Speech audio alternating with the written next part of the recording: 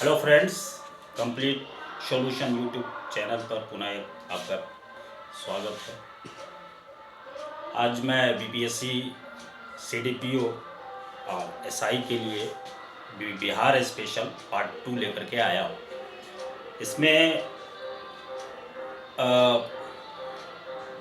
जो यूनिवर्सिटी है और कुछ जिनका जो प्रसिद्ध लोग हैं उनका जन्म स्थान कहाँ है वो, और उस पर आपको यहीं ऐसा हम लोग स्टडी करेंगे, इस तरह से करेंगे कि वो चीज़ आपको यहीं पर याद हो जाए। ठीक है, तो चलें देखते हैं।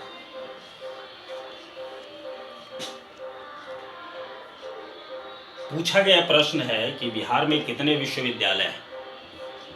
तो बिहार में टोटल विश्वविद्यालय की संख्या अगर आता है तो हमको 22 करना है। अभी जैसा जानते हैं कि 2022 चल रहा है और आप 22 में एग्ज़ाम देने के लिए जा रहे हैं, पीटी जो भी हो, तो उसमें 22 ख्याल रखना है। यूनिवर्सिटी 22, ईस्वी 22, ये ध्यान में रखना है।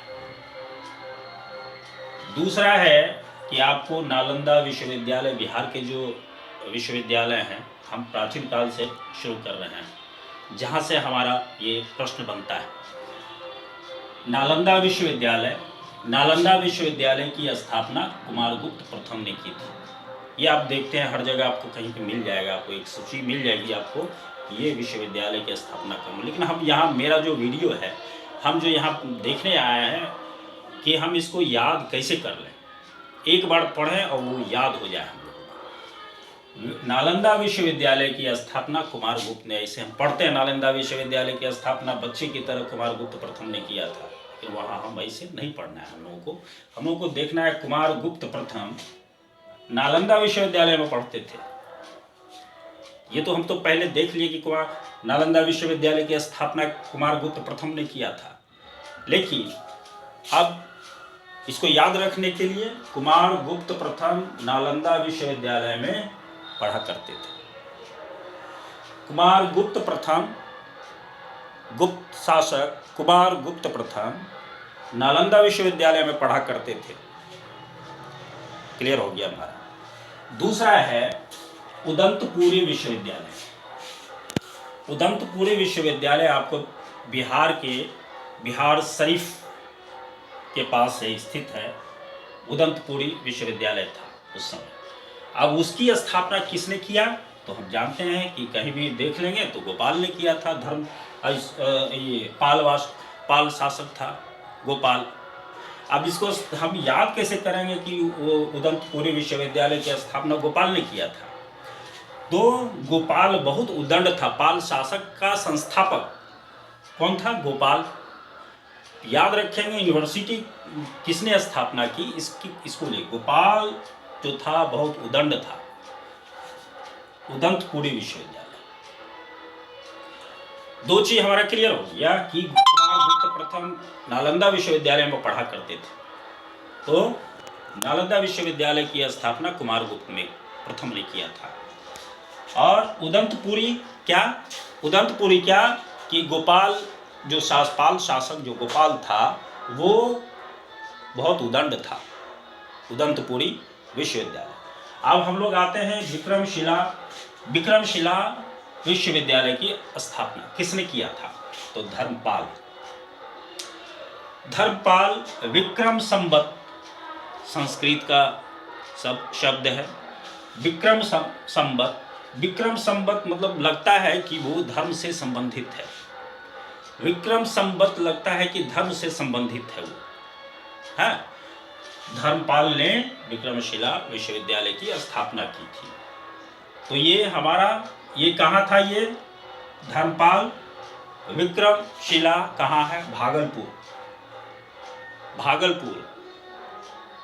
विक्रमशिला, लोग भाग करके विक्रमशिला आते थे। भागलपुर, लोग भाग करके विक्रमशिला विश्वविद्यालय आते थे। भागलपुर में है। भागलपुर कहाँ है? बिहार में। अब हम लोग चलते हैं, कुछ सेंट्रल यूनिवर्सिटी है जो केंद्रीय विश्वविद्यालय है, उसकी स्थापना बिहार में कहाँ है? तो सेंट्रल विश्वविद्यालय south Bihar, central university south Bihar, central university south Bihar, वो कहाँ है? बिहार के किस में है? गया, गया गया गया। गया एक आज बौद्ध धर्म के लिए, हिंदू धर्म के लिए पवित्र स्थल है। और वो कहाँ है? हमारा ये साउथ बिहार में है। तो सेंट्रल यूनिवर्सिटी साउथ बिहार, जो सेंट्रल है वो कहाँ है? सेंट्रल यूनिवर्सिटी साउथ बिहार कहाँ है? गया में। गया क्या है? एक वो हिंदू धर्म का भी और बौद्ध धर्म के लिए भी एक विशिष्ट स्थान है। तो इसलिए वहाँ सेंट्रल यूनिवर्सिटी, क्योंकि देश विदेश के लोग वहाँ आया करते हैं, मतलब घूमने के लिए एक अच्छा पर्यटक स्थल है। तो ये कहाँ साउथ बिहार में है, साउथ बिहार में है। और साउथ बिहार में सेंट्रल यूनिवर्सिटी होना ज़रूरी है, क्या कि वहाँ चूँकि देश विदेश के लोग आते हैं, इसलिए उसे स्टैंडर्ड जो एजुकेशन सिस्टम है, एजुकेशनल जो व्यवस्था है, शैक्षणिक जो व्यवस्था है, वो बेहतर होना चाहिए। इसलिए वहाँ एक यूनिवर्सिटी, सेंट्रल यूनिवर्सिटी की स्थापना हुई गया में, साउथ बिहार में। याद हो गया होगा मेरे समझ से। Mahatma Gandhi central university, Mahatma Gandhi central university Bihar के मोतिहारी में है। महात्मा गांधी जब बिहार आए तो उनको मोती का हार पहनाया गया। महात्मा गांधी सेंट्रल यूनिवर्सिटी, महात्मा गांधी जब बिहार आए तो उनको मोतियों का हार, मोतियों का माला पहनाया गया। महात्मा गांधी सेंट्रल यूनिवर्सिटी कहाँ है? मोतिहारी में। अगला चलते हैं हम लोग। आप राजगीर के बारे में, जो लोग हैं बिहार से, वो राजगीर के बारे में बड़ी भांति जानते हैं, और जो बिहार के बाहर के लोग भी हैं वो भी जानते हैं कि राजगीर, बिहार के राजगीर क्या महत्व है। आजकल बहुत चर्चा में आया करता है ये पर्यटक स्थल के रूप में, और वहाँ और भी चीज़ को विकसित किया जा रहा है। वो नालंदा विश्वविद्यालय, नालंदा विश्वविद्यालय कहाँ है? राजगीर में। नालंदा विश्वविद्यालय कहाँ है? आप जानते हैं कि प्राचीन काल में नालंदा विश्वविद्यालय पूरे विश्व में प्रसिद्ध था, तो स्वाभाविक था राजगीर में पर्यटक लोग बहुत सारे आते हैं और पर्यटक स्थल का विकास किया जा रहा है, इसलिए नालंदा विश्वविद्यालय राजगीर कहाँ है? किस जिला में है? वो नालंदा में। नेक्स्ट चलते हैं हम लोग अलीगढ़ मुस्लिम यूनिवर्सिटी। एक अलीगढ़ मुस्लिम यूनिवर्सिटी की जो शाखा है वो किशनगंज में स्थापित किया गया है। तो अलीगढ़ मुस्लिम यूनिवर्सिटी, आजकल एक क्रिकेटर है ईशान किशन, जो क्रिकेट से मुझे लगता है कि सारे लोग वाकिफ़ होंगे क्रिकेट से और इंटरेस्टेड रहते हैं, स्टूडेंट लाइफ में लोग बहुत ज़्यादा लोकप्रिय भी है। तो ईशान किशन बिहार के चमकते हुए सितारे हैं, चमकते हुए क्रिकेटर हैं।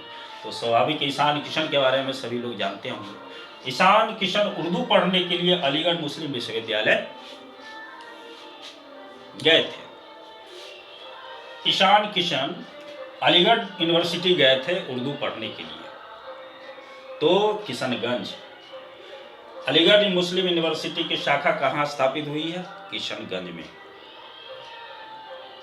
ये हम लोग जानते हैं, और उसको याद रखने के लिए ईशान किशन उर्दू पढ़ने के लिए अलीगढ़ मुस्लिम विश्वविद्यालय गए थे। क्लियर है?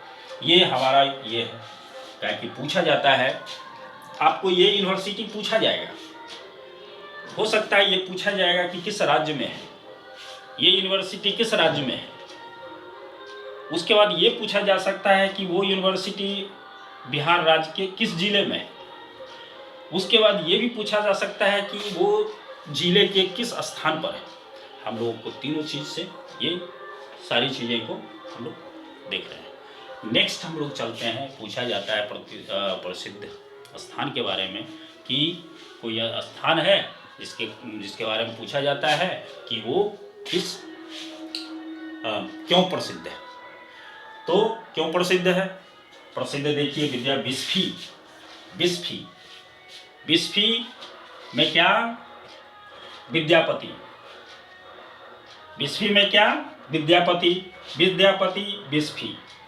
ये तो हमारा कि वी से विद्यापति, वी से बिस्फी। तो विद्यापति का जन्म स्थान कहाँ हुआ था, बिस्फी में। और वैसे याद रखने के लिए मधुबनी, मधु से प्यार करने के लिए या मधु से प्यार करने के लिए या मधु बिस्फी में मधु रहती थी, बिस्फी में मधु रहती थी और विद्यापति मधु से प्यार करते थे। बिस्फी में मधु रहती थी और विद्यापति मधु से प्यार करते थे। ये हमारा क्लियर हो गया कि विद्यापति का जन्म स्थान था बिस्फी। बिस्फी किस जिला में है, मधुबनी में है। और मधुबनी किस में है, बिहार में है। अब अगला कट चलते हैं, जयप्रकाश नारायण। हम लोग जो 1942 के भारत छोड़ो आंदोलन के बाद की स्थिति है, वो जयप्रकाश नारायण के बारे में सभी लोग जानते हैं। तो जयप्रकाश नारायण का जन्म स्थान क्या कहा था, जयप्रकाश नारायण का जन्म स्थान सिताब दियारा था। तो इसको कैसे याद रखेंगे, जयप्रकाश नारायण पर बहुत सारे सितम ढाए गए। जयप्रकाश नारायण पर जानते हैं कि आपातकाल लागू हुआ था भारत में, और उसमें जयप्रकाश नारायण का एक अपना रोल था। तो जयप्रकाश नारायण पर बहुत सारे जुल्म ढाए गए थे, सितम ढाए गए थे। जयप्रकाश नारायण सिताब दियारा। अगला चलते हैं हम लोग, मंडन मिश्र महिषी सहरसा। मौ से मंडन, मौ से महिषी। यहाँ हमारा हो गया मौ से मंडन, मौ से महिषी। मौ से मिश्र, मौ से मौ, मौ से मिश्र, ये हमारा हो गया मंडन मिश्र महिषी। अब महिषी कहाँ, सहरसा में है, सहरसा बिहार के सहरसा जिला में। नेक्स्ट चलते हम, शिव पूजन सहाय उन्नास भोजपुर। शिव पूजन सहाय का जन्म स्थान कहाँ था, उन्नास में, भोजपुर में। अब इसको कैसे याद रखेंगे, याद रखना है कि शिव पूजन सहाय भोजपुर जाते थे शिव भगवान की पूजा करने के लिए, और वो पूजा कितनी बार किए, 19 बार। शिव पूजन सहाय भोजपुर जाते थे पूजा करने के लिए शिव भगवान की, और वो कितनी बार पूजा किए, 19 बार। तो ये क्या हो गया, 19। शिव पूजन सहाय भोजपुर जाते थे शिव की पूजा करने के लिए, और वो शिव की पूजा कितनी बार किए, 19 बार, 19। क्लियर हो गया। आज के वीडियो में इतना ही। फिर अगले वीडियो में पार्ट 3 में हम लोग फिर कुछ स्पेशल बिहार के लिए लाएंगे और इसी तरह से चर्चा करेंगे। Thank you.